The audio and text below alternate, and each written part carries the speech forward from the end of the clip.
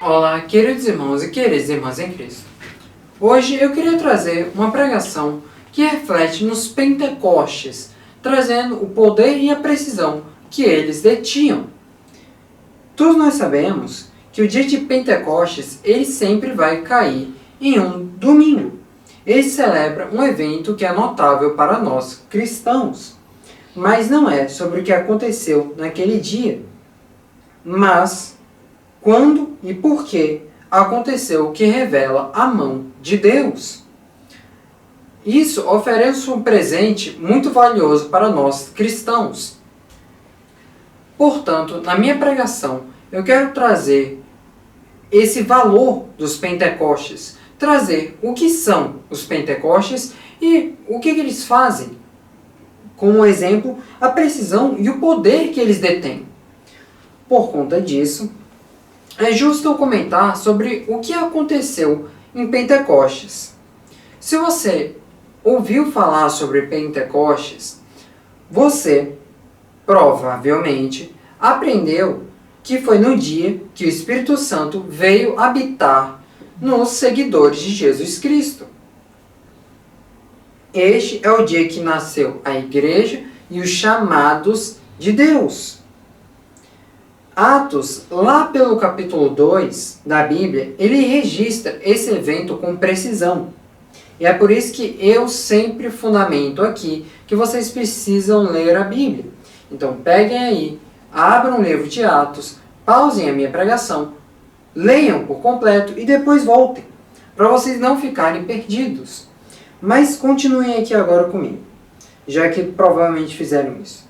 Naquele dia, o Espírito de Deus desceu sobre os primeiros 120 seguidores de Jesus.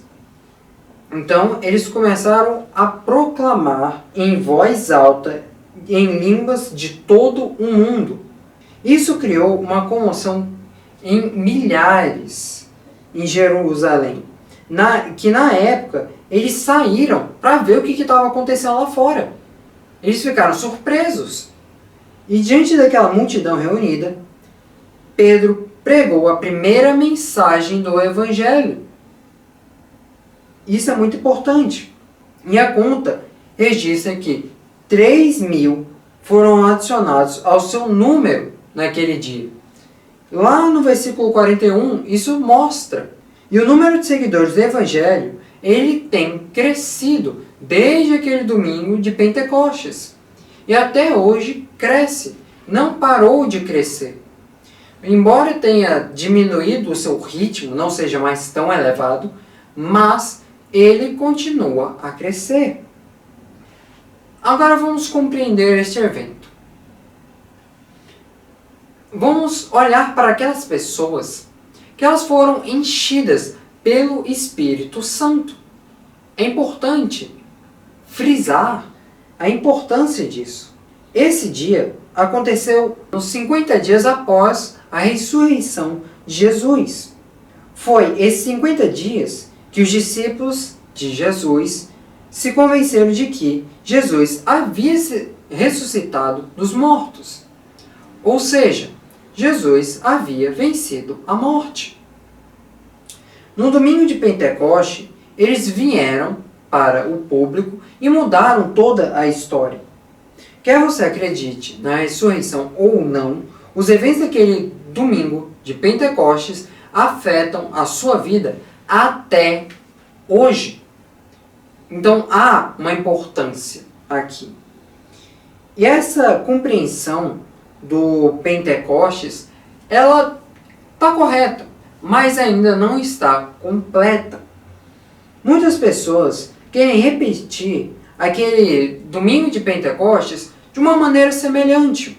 Os primeiros discípulos de Jesus fizeram essa experiência pentecostal esperando o dom do Espírito. Então aqui já tem uma camada a mais a ser levada em consideração. Assim, as pessoas de hoje esperam que, da mesma forma de antigamente, eles esperem que ele vai voltar igualmente. Portanto, muitas pessoas imploram e esperam que Jesus, que Deus, tragam mais um Pentecostes.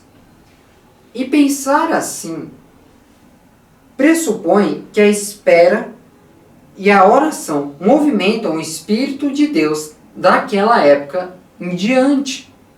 Pensar nessa maneira, de certa forma, você perde a sua precisão. Na verdade, o Pentecostes registrado em Atos capítulo 2 não foi de fato o primeiro Pentecostes. É aqui que já temos um ponto de virada que nós precisamos aprender. Pentecostes da lei de Moisés. Eu quero explicar isso para vocês compreenderem. Pentecostes era, na verdade, um festival anual do Antigo Testamento. Então não é uma coisa de depois de Cristo. Na real, isso vem antes de Cristo. Lá para 1500 antes de Cristo, nós temos essa festa anual de Pentecostes. E haviam se estabelecido esses festivais e eles eram celebrados ao longo do ano. A Páscoa era a primeira festa do ano judaico. Jesus havia sido crucificado no dia da festa de Páscoa. O momento exato para sua morte, para o sacrifício dos cordeiros pascais, foi concebido apenas como um sinal. Já o segundo festival que nós temos, além de Páscoa, era a festa das primícias. A lei de Moisés ordenava a sua celebração no dia seguinte, ao sábado da Páscoa. Então você tinha a Páscoa, no dia logo depois, posteriormente ao sábado, no domingo, nós tínhamos a festa das primícias. Jesus ressuscitou lá pelo domingo. Então a sua ressurreição ocorreu exatamente na festa das primícias. Incrível! Visto que a sua ressurreição aconteceu nessas primícias, ele promete que a nossa ressurreição aconteceria mais tarde, para todos aqueles que confiam nele. Tem que se levar em consideração isso. Não vá pensar que é todo mundo, não. Vamos com calma. Porque quem não crê, vamos lá, com calma. A sua ressurreição é literalmente uma dessas primícias. E assim como o nome do festival profetizou. Então, essa festa, já de 1500 anos atrás, ela já tem uma ligação com o futuro.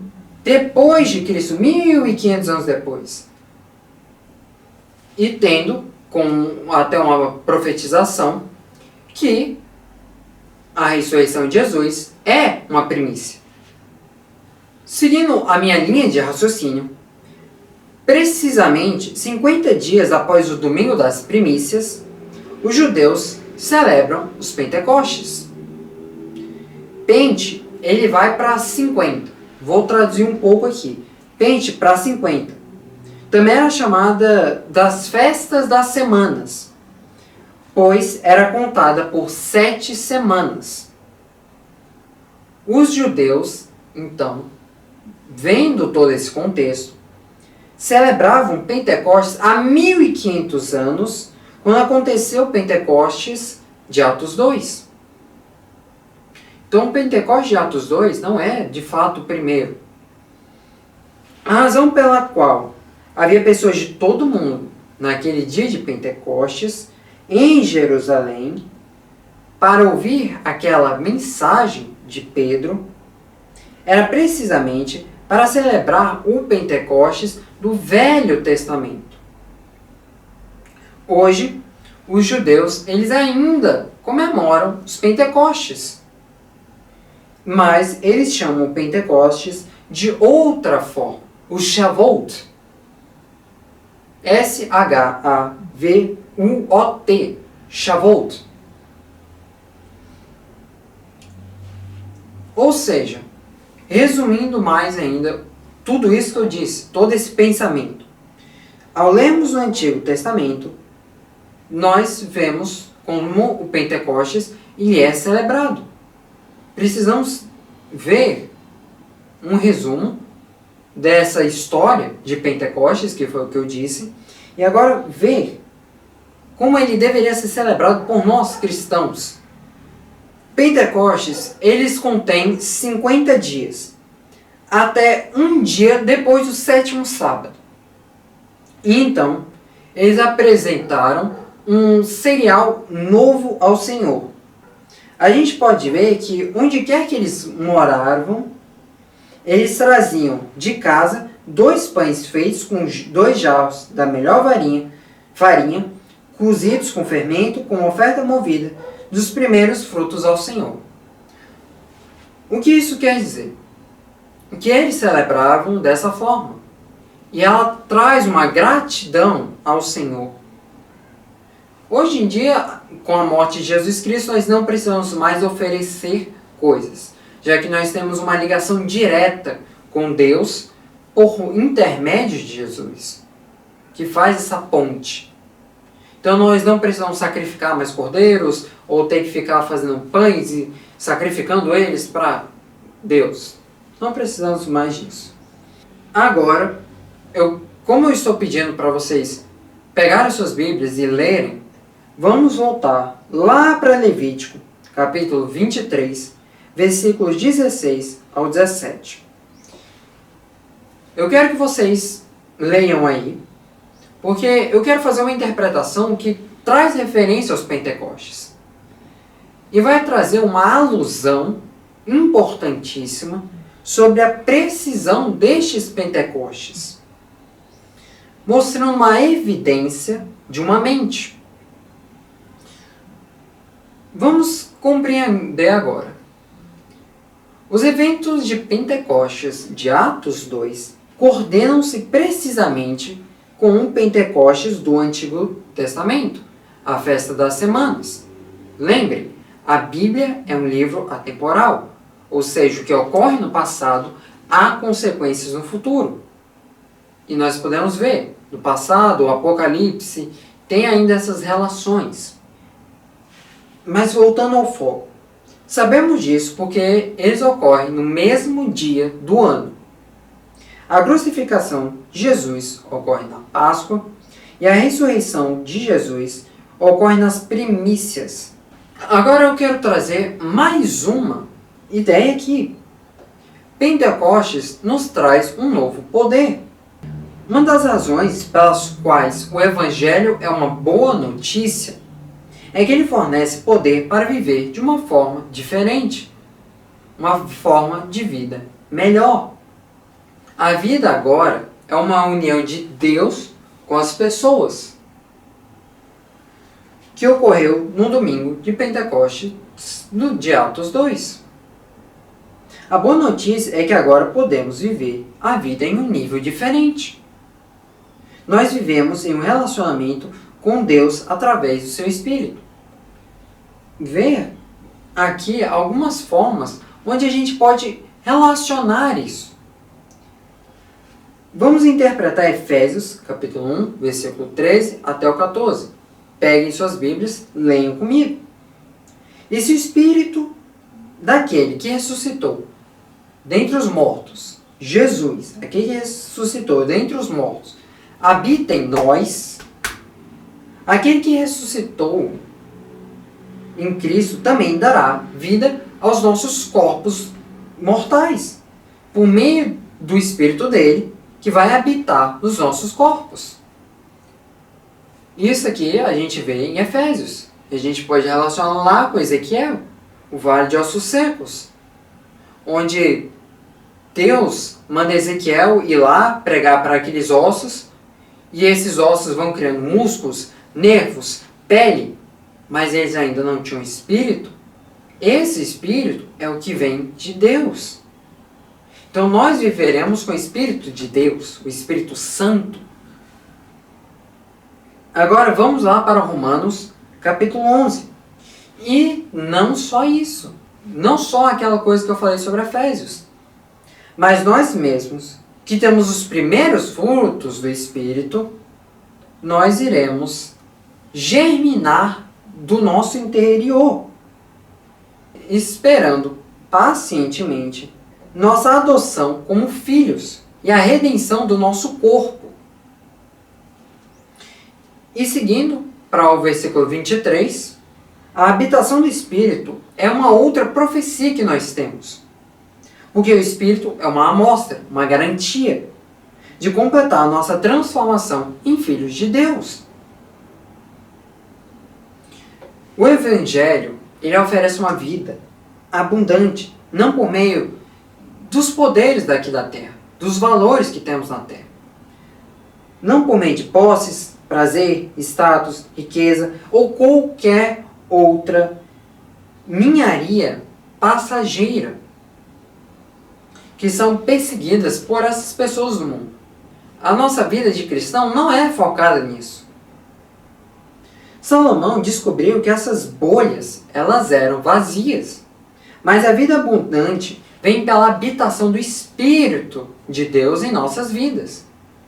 Se isso for verdade, que Deus tem o poder de habilitar e capacitar, temos uma ótima notícia para nós mortais. O Pentecostes do Antigo Testamento, com aquela celebração do pão fino, cozido com fermento, retrata a nossa vida abundante e vindoura. A precisão entre o velho e o novo Pentecostes é uma evidência perfeita que Deus é a mente por trás de toda essa precisão. Assim, Ele está por trás de nos dar uma vida verdadeiramente abundante. Agora vocês conseguem compreender a profundidade de Pentecostes, a importância, a precisão que todo esse evento retrata. E por isso, agora venham e orem comigo. Olá, Senhor, meu Deus, meu Pai Celestial. Eu te agradeço, Senhor, por essa data de Pentecostes, que ela deve ser comemorada, Senhor, e que muitas pessoas esquecem desse dia, ou não sabem da verdadeira história, ou sequer do paralelo entre o antigo e novo Pentecostes. Por isso, Senhor, eu queria que você abra a mente das pessoas para interpretarem esses textos e fazerem as relações. Que eles também possam ver que isso tem uma relação ainda mais profunda para os dias de hoje. E até mesmo uma relação que pode ir até o Apocalipse, até mais ainda no futuro, onde nós estamos. Então que as pessoas possam compreender, Senhor, a importância do Pentecostes e começar a observar a precisão que temos a partir de Pentecostes.